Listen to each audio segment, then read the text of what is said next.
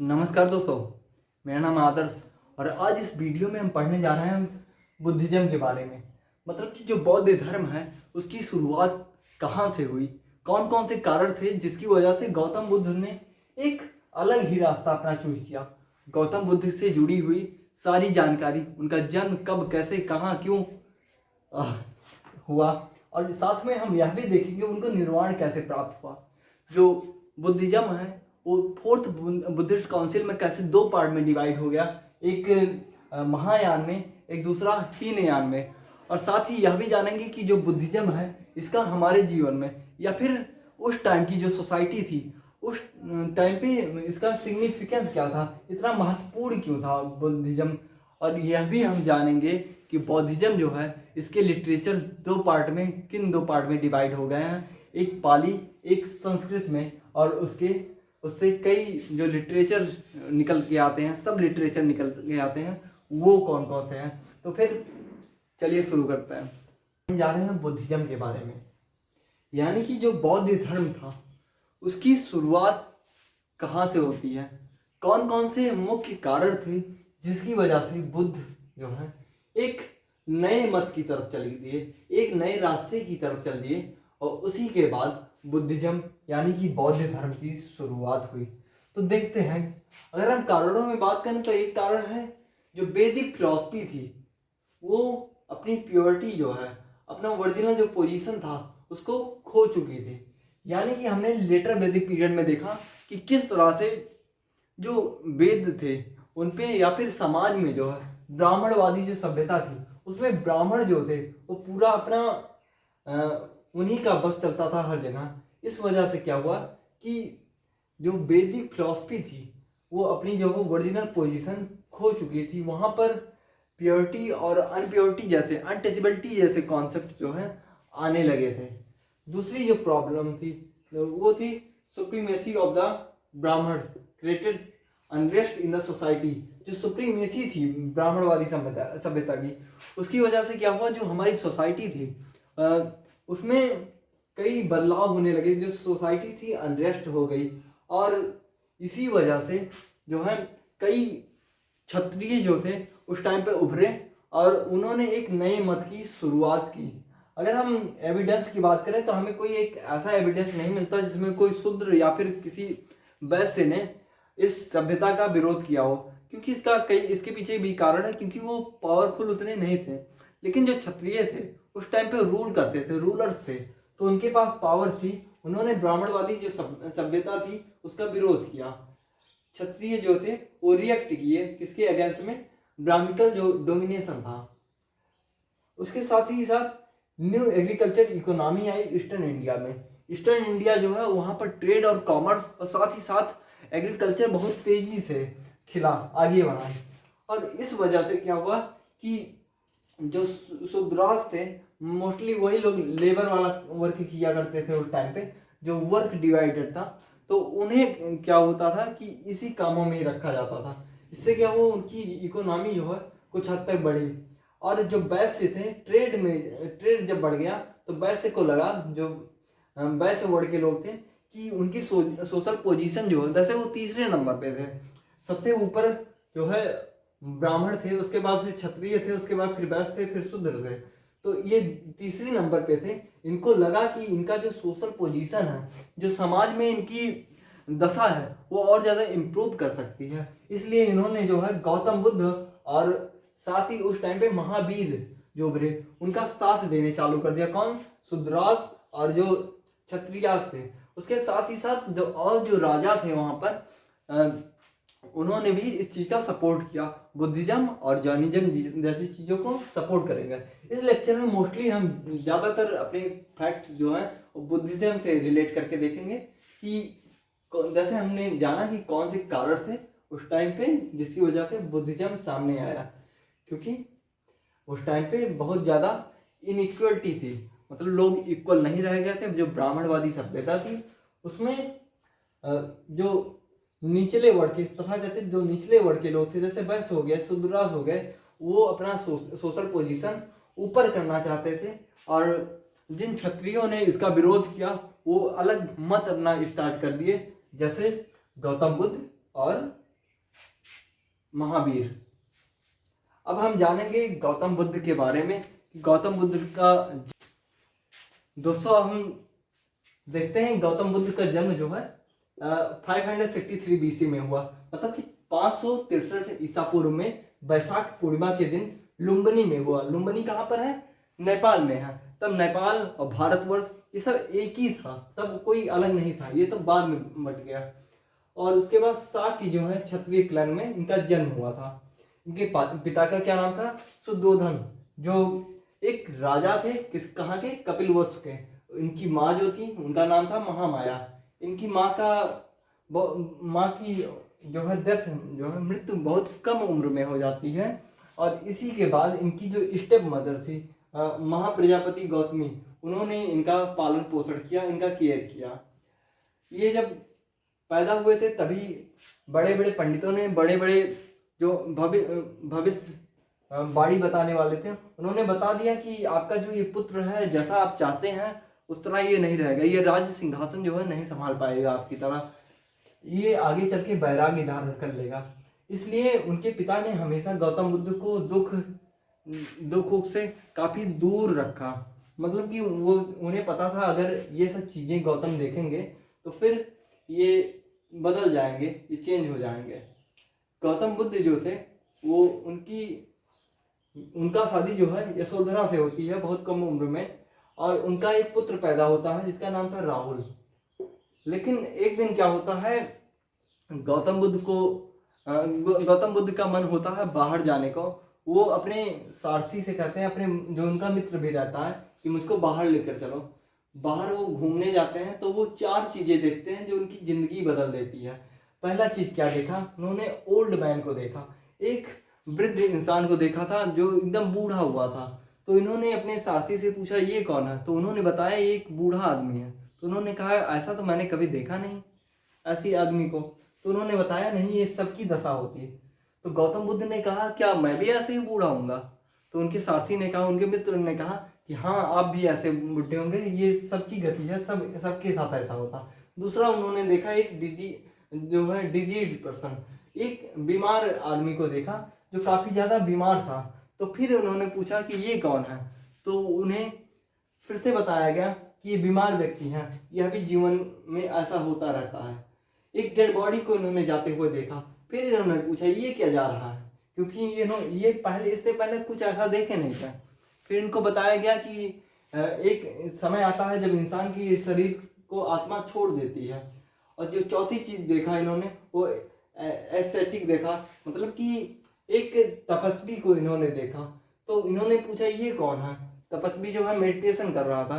तो इन्होंने पूछा ये कौन है? तो पता लगा कि ये एक व्यक्ति है जो मोह माया से त्याग ले लिए हैं, अपने घर परिवार को छोड़ दिए हैं। तो वहीं से फिर इनके मन में आ जाता है कि अब मैं भी छोड़ दूंगा, ये जो संसार है ये बहुत दुख से भरा हुआ है, मैं परिवार जो है परिवार में नहीं रहना चाहता। ये यही सोच के 29 साल की उम्र में जो है अपना घर जो है त्याग कर देते हैं। और इसको क्या कहा गया है?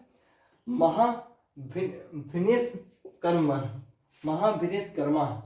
इसको कहा गया। कब? जब वो तपस्वी हो गए। कब? 29 साल की उम्र में। कौन? गौतम बुद्ध। इनके जो फर्स्ट टीचर थे उनका नाम था आलर कलमा, इनके फर्स्ट टीचर थे। और उसके बाद जो है इनके उदारक रामपुत्र जो है नेक्स्ट टीचर बनते हैं। और 35 साल की उम्र में गौतम बुद्ध ने पीपल के ट्री के नीचे, कहाँ? उर्वेला में, जो बोध गया में है, ज्ञान प्राप्त किया। किस नदी के किनारे? निरंजना नदी के किनारे। किस पेड़ के नीचे? पीपल के पेड़ के नीचे। निरंजना नदी, जिसको आप मॉडर्न जो नेम है उसको फाल्गु भी कहते हैं। उन्होंने इनलाइटमेंट यानी कि ज्ञान प्राप्त किया, जिसको हम कहते हैं निर्वाण। और 49 डेज तक ये लगातार मेडिटेशन करते रहे। बाद में इनकी जो हालत थी, दशा थी, बहुत खराब हो गई। और एक किसान की पुत्री जिसका नाम था सुजाता ने इनको खीर खिलाया, किसको? गौतम बुद्ध के। और उस टाइम पे इनके जो शिष्य थे इनको छोड़कर चले गए, क्योंकि उनका मानना था ये तो एक लड़की के हाथ से खीर खा लिए, इसलिए वो वहाँ से छोड़ के चले गए इनको। उसके बाद इन्होंने अपनी पहली जो सरमन, फर्स्ट टाइम जो अपना उपदेश दिया वो सारनाथ में दिया 5 शिष्य के साथ। ये वही शिष्य हैं जो इनको छोड़ के कहाँ से, बोध गया से यहाँ आ गए थे, सारनाथ में हो गए। यहाँ इन्होंने इनको फिर ज्वाइन कर लिया। इसको कहते हैं धर्म चक्र परिवर्तन। इस चीज को कहा जाता है धर्म चक्र परिवर्तन। और 80 साल की उम्र में 483 बीसी में 483 ईसा पूर्व में कुशीनगर में एक जगह कसिया जो उत्तर प्रदेश का है, जो पहले देवरिया डिस्ट्रिक्ट का पार्ट था अब कुशीनगर का पार्ट हो गया, उसमें जो है इनकी मृत्यु हो गई, जिसको हम क्या कहते हैं महापरिनिर्वाण। इसको क्या कहते हैं महापरिनिर्वाण। यह था गौतम बुद्ध के बारे में। तो अब हम गौतम बुद्ध के 4 नोबल ट्रुथ के बारे में बात करेंगे। जो बुद्धिज्म, जो बौद्ध लोग होते हैं उनको ये सब फॉलो करना पड़ता है, इन ट्रुथ को। नोबल ट्रुथ की अगर हम बात करें तो पहला है कि life is full of sorrow, मतलब जो जीवन है पूरी तरीके से दुख से भरा हुआ है, जिसको इन्होंने कहा सब्बम दुखम। दूसरा जो नोबल ट्रुथ है वह है कि कॉज ऑफ द सॉरो, मतलब कि ये जो दुख है इसका कोई कारण भी है, दुख समुदाय। उसके बाद ये जो दुख है this sorrow can be stopped, ये जो दुख है इसको रोका भी जा सकता है। यह दुख जो है दुख निरोध इसको कहते हैं ये। और there is path leading to cessation of the sorrow, मतलब इनका मानना है कि वहाँ पर एक रास्ता ऐसा भी है जिससे इस दुख को हम रोक सकते हैं, जिसको इन्होंने नाम दिया निरोध गामिनी प्रतिपदा। अब कौन सा वो रास्ता है जिससे इस दुख को जो है रोका जा सकता है, वह है अष्टांगिक मार्ग गौतम बुद्ध का। मतलब कि 8 फोल्ड पाथ जो है वह क्या है, राइट ऑब्जर्वेशन, मतलब ऑब्जर्वेशन अच्छा करना है। राइट डिटर्मिनेशन, आपका डिटर्मिनेशन हमेशा सही रहनी चाहिए। राइट स्पीच, आपके शब्द सही रहने चाहिए, क्या बोलना है कैसा बोलना है। राइट एक्शन, आपके जो एक्शंस हैं, जो आपके काम हैं वह सही होना चाहिए। राइट लिवलीहुड, मतलब आपकी लाइफ भी ठीक होनी चाहिए, आपका जीवनचर्या भी अच्छा होना चाहिए। राइट एक्सरसाइज रहना चाहिए, राइट मेमोरी रहनी चाहिए, सही याददाश्त रहनी चाहिए। इसके साथ ही राइट मेडिटेशन, आपका जो ध्यान है, जो आप ध्यान करते हैं वह भी आपका सही रहना चाहिए। इससे क्या है, ये जो दुख है, जो 4 नोबल ट्रुथ में गौतम बुद्ध ने दुख बताया है, मतलब ये जो दुख है इसको दूर किया जा सकता है, यही रास्ता है अष्टांगिक मार्ग। और दूसरा चीज है वह मध्यम मार्ग। मध्यम मार्ग में गौतम बुद्ध ने बताया है द मिडिल पाथ में कि ना हम एक्सट्रीम लेवल पे बहुत कंफर्ट में जाएं और ना ही एक्सट्रीम लेवल पे बहुत ही ज़्यादा हम वैराग्य रूप में चले जाएं, तपस्वी बहुत ज़्यादा ना बन जाएं कि हम सिर्फ दुख ही दुख सहें। इससे क्या होगी, हमारी शरीर कमज़ोर हो जाएगी और बहुत सुख में चले जाएंगे फिर भी हमारा शरीर जो है कमज़ोर हो जाएगा। तो यही चीज़ है जो गौतम बुद्ध के सिद्धांत के बारे में बात करती हैं। दोस्तों अब हम जानेंगे कि बुद्धिज्म के कौन कौन से लिटरेचर हैं, मतलब कि कौन से लिटरेचर्स हैं जिससे हमें बुद्धिज्म के बारे में पता चलता है। अगर हम बात करें पाली, तो लिटरेचर इसका 2 पार्ट में डिवाइड हो गया, एक पाली में, एक संस्कृत लिटरेचर में। तो जो पाली है उसका से एक सबसे इम्पोर्टेंट जो सोर्स है वो है त्रिपिटक। पितक का मतलब होता है बास्केट, मतलब कि 3 बास्केट। इसके 3 बास्केट कौन है, विनय पिटक, सुत्त पिटक और अभिधम्म पिटक। विनय पिटक जो है उसमें मोनेस्टिक कोड है, मतलब कि जो भिक्षु थे उनको क्या चीजें करनी है उसके बारे में। सुत्त पिटक जो है मेनली गौतम बुद्ध ने जो कहा है उनके सेइंग्स हैं, मतलब बुद्धा सेइंग्स हैं उसमें जो बुद्ध ने कहा है। और अभिधम्म पिटक जो है वो रिलीजियस डिस्कोर्स हैं किसकी, गौतम बुद्ध के। उसके साथ ही साथ श्रीलंका में लिटरेचर्स हमको मिलते हैं दीपवंश और महावंश। दीपवंश और महावंश, इससे भी हमको बुद्धिज्म के बारे में बहुत कुछ पता चलता है। अगर हम संस्कृत की बात करें कि संस्कृत में कौन कौन से लिटरेचर थे, तो बुद्ध चरित्र, उसके साथ ही वज्र सूची जो अश्व घोष ने लिखी थी। तो ये कुछ लिटरेचर्स हैं जिससे हमको बुद्धिज्म के बारे में पता चलता है। अब हम जानेंगे कि बुद्धिज्म हमारे लिए इतना ज़्यादा सिग्निफिकेंस क्यों है, इतना महत्वपूर्ण क्यों है। तो वह एक ऐसा समय था जब महिलाएं हो गई या फिर शूद्रास हो गए, तो इन लोगों को जहाँ वेद पढ़ने का नहीं हक था, वहाँ पर गौतम बुद्ध के समय पे क्या हुआ, इनको संघ में रहने का की आज़ादी थी, वो संघ में इजीली रह सकते थे। बुद्धिज्म में क्या हुआ, इक्वलिटी की कॉन्सेप्ट आ गए, मतलब सभी लोग इक्वल हो गए थे उस टाइम पे। पाली लैंग्वेज का बेहतर उपयोग किया गौतम बुद्ध ने उस टाइम पे। वह एक ऐसा समय था जब संस्कृत से पाली लैंग्वेज निकल रहा था। जैसे हमको पता है पहले वैदिक संस्कृत था, उसके बाद फिर लौकिक संस्कृत आया, उसके बाद तब पाली आया, तब प्राकृत आया, उसके बाद अपभ्रंश आया, तब हिंदी जैसी भाषाओं का विकास हुआ। लेकिन पाली जो भाषा था उस टाइम पे, मतलब पांचवी जो सदी थी, पांचवी, चौथी, तीसरी सदी थी, इसमें जो है ईसा पूर्व की जो सदी थी, तो इसमें बहुत ही ज़्यादा पाली लैंग्वेज का इस्तेमाल किया जाता था। इसने क्या किया, लोगों को यूनाइटेड किया।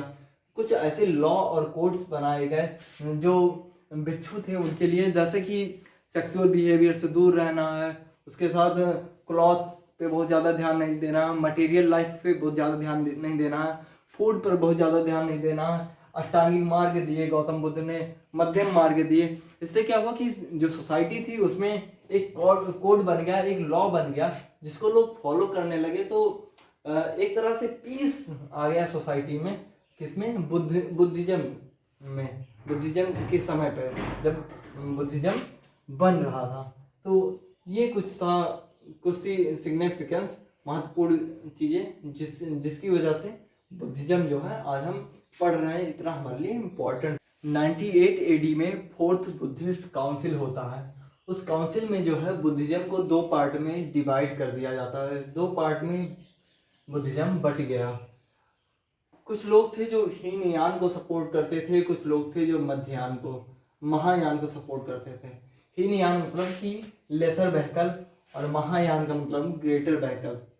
जो लोग हीनयान को सपोर्ट करते थे वो गौतम बुद्ध के ओरिजिनल टीचिंग्स पर ज़्यादा विश्वास करते थे, और जो लोग महायान पर विश्वास करते थे उन लोग हेवनलीनेस ऑफ द बुद्धा की बात करते थे। जो लोग हीनयान के थे वो विश्वास नहीं करते थे किस चीज पर, मूर्ति पूजा पर, आइडल वर्शिप पे विश्वास नहीं करते। लेकिन महायान के लोग आइडल वर्शिप पर विश्वास करते थे। जैसे गौतम बुद्ध की आपने मूर्तियां देखी होंगी, तो महायान वाले लोगों ने इन सब चीजों को बनाया और उस पर विश्वास करना चालू किया। हीनयान के जो लोग थे वो पाली लैंग्वेज को ज्यादा सपोर्ट करते हैं। पाली लैंग्वेज में जो उनके वर्ड्स लिखे गए हैं, जैसे उस टाइम जब गौतम बुद्ध का जन्म हुआ था तब मैंने बताया कि पाली लैंग्वेज का ज्यादा चलन था, लेकिन इन लोग जो है संस्कृत पर ज्यादा विश्वास करते हैं। हीनयान को साउदर्न बुद्धिस्ट रिलीजन कहा जाता है, क्योंकि ज्यादातर ये इंडिया के साउदर्न पार्ट में फैला। जैसे कि कुछ कंट्रीज हैं, थाईलैंड हो गए, म्यांमार हो गए, श्रीलंका हो गए, जावा, सुमात्रा, इंडोनेशिया, यहाँ सब पर इसका हीनयान का कहर था। लेकिन महायान का कहाँ है, अधिकतर जो नॉर्दर्न कंट्री हैं, जैसे कि कोरिया हो गया, जापान हो गया, चाइना हो गया, यहाँ पर जो है महायान के सपोर्टर्स अधिक हैं। ये था कुछ जानकारी किसके बारे में, हीनयान और मध्ययान के बारे में, महायान के बारे में, सॉरी। अब हम गौतम बुद्ध की लाइफ से जुड़े हुए कुछ इवेंट्स और कुछ सिंबल्स के बारे में जानते हैं कि वो इवेंट्स जो हैं क्या सिंबल शो करते हैं। उनका जो जन्म हुआ है, बर्थ, वह शो करता है लोटस एंड बुल के बारे में। उसके बाद रेनुंसिएशन, मतलब कि जिसको कहते हैं महाभिनिक्ष कर्मण, उसको हॉर्स से डिनोट करते हैं। और निर्वाण मतलब कि इनलाइटमेंट जो है वह बोधि वृक्ष से डिनोट किया जाता है। धर्म चक्र परिवर्तन, जो फर्स्ट सरमन हुआ, पहली बार उन्होंने उपदेश दिया, और व्हील से डिनोट किया जाता है, चक्के से। और महापरिनिर्वाण जो डेथ है वह स्तूप के सिंबल से शो किया जाता है। मतलब कि इससे हम, इसका एक मीनिंग निकलता है। जैसे कि वो हॉर्स से निकले थे बाहर घूमने के लिए, तब उन्होंने 4 चीज़ें देखी जिससे उनका दिमाग जो है थोड़ा चेंज हुआ। बोधि ट्री के नीचे उन्होंने ज्ञान प्राप्त किया, इसलिए इसको निर्वाण से रिलेट करते हैं। इनलाइटमेंट के से रिलेट करते हैं। उसके बाद फिर सबसे पहले सारनाथ में जो है इन्होंने अपना पहला उपदेश दिया, उसको व्हील से रिलेट करते हैं। और अद्वैत स्तूप से, स्तूप एक ऐसी बिल्डिंग्स होती हैं जहाँ पर गौतम बुद्ध से जुड़ी हुई, मतलब बौद्धिज्म से जुड़ी हुई चीज़ें रखी जाती हैं। जैसे जो गौतम बुद्ध के कपड़े हो गए या फिर कुछ ऐसी चीज़ें मानी जाती हैं जो उनकी लाइफ से बहुत ज़्यादा जुड़ी थी, वह स्तूप में रखी जाती थी। स्तूप की अगर हम पिक्चर्स की बात करें तो आप 200 की नोट देखेंगे, उसमें उसके पीछे जो है स्तूप बने रहते हैं। ये हैं स्तूप। दोस्तों, यह था हमारा लेक्चर बुद्धिज्म के बारे में। आशा है आपको अच्छा लगा होगा। जय हिंद, जय भारत।